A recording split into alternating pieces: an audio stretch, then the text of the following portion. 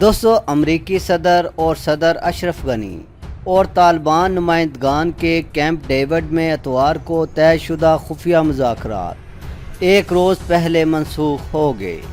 اس ملاقات کا مقصد امریکہ کے نمائندہ خصوصی زلمے خلیل زاد اور طالبان کے مابین دوحہ میں تقریباً سال بھر جاری رہنے والے مذاکرات کے نتیجے میں سامنے آنے والے امن معاہدے کے مسودے پر افغان صدر اور امریکی قیادت کے تحفظات دور کرنا تھا۔ اگرچہ امریکہ کی قومی سلامتی کونسل، دفتر خارجہ اور پینٹاگون کے مابین ان مذاکرات پر اتفاق رائے نہیں پایا جاتا تھا، اس کے باوجود یہ سلسلہ جاری رکھا گیا۔ امریکی صدر کی اس سرزمین سے امریکی انخلاء کا وعدہ پورا کرنے کی شدید خواہش اس کا بنیادی محرک ہے۔ حکومتی عناصر کی بے دلی اور مزاحمت کے باوجود وہ 20 برس سے جاری اس جنگ کو ہر قیمت پر ختم کرنے کا تہیہ کر چکے ہیں۔ خلیل زاد اور طالبان کے مابین گفتگو کے 9 دور ہوئے اور ہر مرحلے پر آگے بڑھنے سے قبل امریکی حکومت سے مشاورت کی گئی۔ اگلے برس ٹرمپ کو انتخابات کا سامنا ہوگا اور اس سے پہلے وہ طالبان کے ساتھ ایسا معاہدہ کرنا چاہتے ہیں جس کے نتیجے میں امریکی فوج کا مکمل یا زیادہ سے زیادہ فوجیوں کا انخلاء ممکن ہو جائے۔ ٹرمپ نے تنہا یہ اقدام کیا، امریکی صدر نے یہ تنہا اقدام کیا۔ ان کے نیٹو اتحادی اور اشرف غنی حکومت یا حال ہی میں قریبی اتحادی بننے والا بھارت ان مذاکرات کا حصہ نہیں، اگرچہ ان سب کو ہر پیش رفت سے آگاہ رکھا گیا۔ حال ہی میں جب صدر اشرف غنی کو ممکنہ امن معاہدے کا ابتدائی مسودہ دکھایا گیا تو انہیں اس کی نقل اپنے پاس رکھنے کی اجازت بھی نہیں دی گئی۔ اس میں کوئی شبہ نہیں کہ جنہیں فیصلہ سازی کے عمل سے باہر رکھا گیا ان میں مایوسی پائی جاتی ہے۔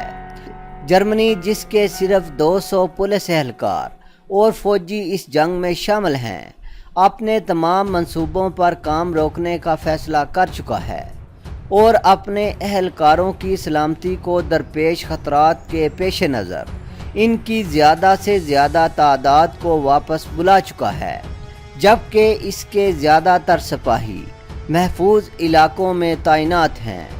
دیگر نیٹو ارکان بھی شاید یہی طرز عمل اختیار کریں گے۔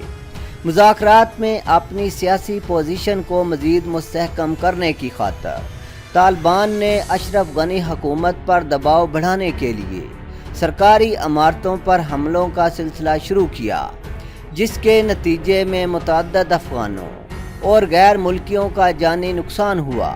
اسی دباؤ کے پیش نظر وہ امن معاہدے کے مسودے میں اپنے کئی مطالبات شامل کروانے میں کامیاب رہے تاکہ اس سے یہ تاثر بھی پختہ ہو کہ امن کتنا ناگزیر ہو چکا ہے۔ طالبان حالیہ حملوں سے دباؤ کو شاید اس سطح پر لے گئے کہ امن مذاکرات ہی خطرے میں پڑ گئے۔ عارضی طور پر وہ قوتیں کامیاب ہوئی ہیں جو امن معاہدے سے ناخوش تھیں اور اس کے لیے ہونے والی کاوشوں کو بھی ناپسند کرتی تھیں۔ اشرف غنی اور ان کی حکومت کے بعد ایسی سب سے اہم قوت بھارت ہے۔ پاکستان سے اپنی شدید نفرت کے ساتھ بھارت گزشتہ 2 دہائیوں سے اس سرزمین کو پاکستان کے لیے دوسرا محاذ بنائے ہوئے ہے اور وقت آنے پر ہمیں 2 طرفہ جنگ میں دھکیلنا چاہتا ہے۔ کئی برسوں سے بھارت کثیر تعداد میں سفارتی عملے اور انفراسٹرکچر کے منصوبوں میں سرمایہ کاری کر کے اشرف غنی حکومت سے دوستی بڑھا رہا ہے۔ سن 1980 کی دہائی میں روسی قبضے کے دوران بھارت کو روس سے قربت کی بنا پر وہاں اپنا رسوخ پیدا کرنے کا موقع ملا۔ بھارتی رسوخ کی قیمت سوویت یونین نے بخوشی اپنے فوجیوں کی جانوں اور اپنے وسائل سے چکائی۔ روسیوں کے انخلاء کے بعد جب خانہ جنگی شروع ہوئی تو طالبان سے اچھے تعلقات اور قربت کی وجہ سے یہاں پاکستان کا اثر بڑھتا گیا۔ حالیہ دور میں اکتوبر سن 2001 میں جب پاکستان نے طالبان کی حمایت سے ہاتھ اٹھا کر اپنا وزن امریکہ کے پلڑے میں ڈال دیا تو بھارت کے ہاتھ ایک اور موقع آ گیا۔ ایک بار پھر وہی داستان دہرائی گئی۔ امریکہ اور نیٹو نے یہاں اپنی جانیں اور وسائل جھونک دیے اور بھارت نے اس کا بھرپور فائدہ اٹھایا۔ اس سرزمین میں بھارتی فوج کی براہ راست موجودگی کبھی نہیں رہی، لیکن بھارتی فوج نے سب سے بڑھ کر یہاں جاسوسی کے ادارے قائم کیے۔ جنوری سن 2010 میں ہونے والی لندن کانفرنس میں امریکہ اور نیٹو اس سرزمین کے سیاسی حل میں طالبان کو شامل کرنے کے لیے آمادہ ہوئے تو بھارت نے بھی اپنی رفتار بڑھا دی۔ امریکہ اور طالبان کے مابین جاری مذاکرات میں آنے والے تعطل سے بھارت کو وقتی فائدہ تو ہو سکتا ہے، لیکن امریکی انتظامیہ، دفتر خارجہ، قومی سلامتی کونسل اور پینٹاگون کے مابین پایا جانے والا عدم اتفاق امن عمل کی راہ میں اصل رکاوٹ ہے۔ جان بولٹن ایسے کسی بھی معاہدے کے شدید ترین مخالف تھے۔ انہوں نے ہر معاملے میں پاکستان کی کھلی مخالفت کی، لیکن ٹرمپ انتظامیہ ان سے محتاط رہی۔ قومی سلامتی کے لیے بولٹن کی چنیدہ لیزا کرٹس پاکستان کے خلاف ہرزہ سرائی میں ہم آواز رہیں۔ مذاکرات مؤخر کروا کر بولٹن نے وقتی طور پر تو ٹرمپ کو دام میں لے لیا، لیکن بولٹن کا مستعفی ہونے سے امن معاہدے کے شدت کے ساتھ خواہش مند ٹرمپ کے رد عمل کا اندازہ لگایا جا سکتا ہے۔ یقیناً امریکی صدر مذاکرات کے التوا کے اگلی صبح بہت غصے میں ہوں گے۔ مذاکرات کے اثر نو آغاز کا انحصار اب ٹرمپ پر ہے۔ امریکہ سے پہلے روس سپر پاور تھا، لیکن امریکہ نے پاکستان کی مدد سے اسے شکست دی اور روس کے ٹکڑے ٹکڑے ہو گئے، اور ابھی تک روس اپنے پاؤں پر کھڑا نہیں ہو سکا۔ ذرائع کے مطابق طالبان کا پورا وفد روس پہنچ چکا ہے۔ آپ جانتے ہیں کہ روس امریکہ سے بدلہ لینے کے لیے بے تاب ہے۔ ذرائع کے مطابق روس امریکہ مخالف گروہوں کی مکمل سپورٹ کر رہا ہے تاکہ روس امریکہ سے بدلہ لے سکے اور امریکہ کی حالت بھی روس جیسی ہو۔ روس پہنچنے پر طالبان کے وفد نے روسی ٹی وی سے بات چیت کی اور روس کی اہم قیادت سے ملاقات کی۔ ان کا یہ کہنا تھا کہ وہ 100 سال تک یہ جنگ لڑنے کے لیے تیار ہیں۔ طالبان ترجمان کا کہنا تھا کہ امریکہ سمجھ لے، اگر ہمیں یہ جنگ 100 سال بھی لڑنی پڑی تو ہم لڑیں گے۔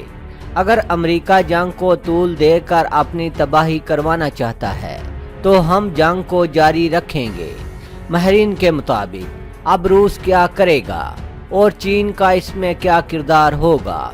آپ جانتے ہیں کہ چین پراکسی جنگ کے حق میں نہیں ہے اور نہ کبھی چین نے پراکسی جنگ کی ہے، لیکن امریکہ نے چین کے ساتھ ٹریڈ جنگ شروع کر رکھی ہے اور وہ جنوبی سمندر میں چین کے خلاف کھل کر میدان میں آ گیا ہے اور چین کو گھیرنے میں مصروف ہے۔ اب اس صورتحال میں جب امریکہ ہر محاذ پر چین کو گھیرنے میں مصروف ہے، سی پیک کو بھی وہ ناکام کرنا چاہتا ہے، چین کیا اقدامات اٹھائے گا؟ اس کے پاس ایک آپشن یہ ہے کہ وہ روس کے ساتھ مل کر طالبان کی مدد کرے اور امریکہ کو اس جنگ میں مصروف رکھے۔ چین روس کے ساتھ مل کر امریکہ مخالف گروہوں کو جدید ہتھیار اور پیسہ دے گا تاکہ امریکہ کو کمزور کیا جا سکے۔ روس تو پہلے ہی امریکہ کے خلاف ان کی مدد کر رہا ہے، کیونکہ روس یہ بات کبھی نہیں بھول سکتا کہ اس کی طاقت کا شیرازہ بکھیرنے میں امریکہ نے کھل کر مدد کی تھی۔ اب اگر امریکہ اس جنگ کو ختم کرنے کے لیے بڑی فضائی جنگ یا جدید ہتھیار استعمال کرتا ہے تو روس امریکہ کے خلاف لڑنے والوں کو اپنے ایسے جدید ہتھیار فراہم کرے گا جو امریکی ہتھیاروں کو ناکام بنا سکتے ہیں۔ روس کے پاس بہت زیادہ اسلحہ ہے اور اس کے گودام ہتھیاروں سے بھرے پڑے ہیں، یعنی روس کے پاس ہتھیاروں کی کوئی کمی نہیں، اگر کمی ہے تو پیسے کی۔ یہ کام چین کر سکتا ہے۔